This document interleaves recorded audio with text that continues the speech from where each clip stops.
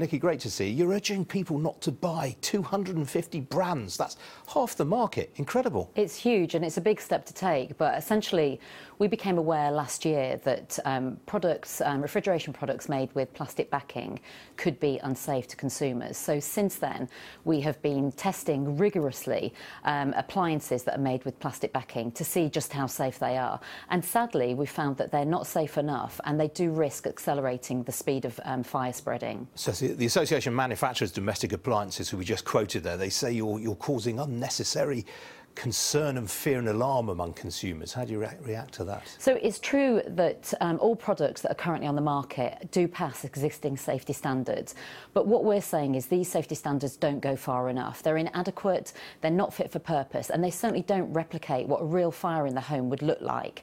It's also true to say that actually the risk of a fire from a refrigeration appliance is fairly low. There are around 3,200 appliance fires every year, and about 8% can be accounted for from refrigeration products.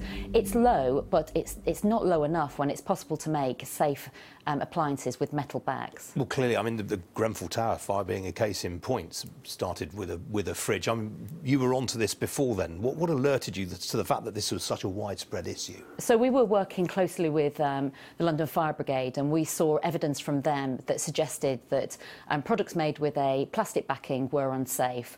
And we then started looking at the safety standards and thought that they were inadequate, and designed our own tests that would more rigorously assess the safety of these appliances. So what we did was we applied a naked flame to plastic backings and metal backings to see how quickly they went up in flames, and no metal backing withstood a flame for more than 30 seconds. I mean, the Americans, as I understand it, have insisted on metal backings for fridges and freezers for years. Why don't we in this country? Absolutely, and this problem doesn't exist in the US. And in the US there's also there's a single body that has responsibility for oversight of product safety and enforcement when it comes to product safety. We don't have such a body like that in the UK. It's a very fragmented regime.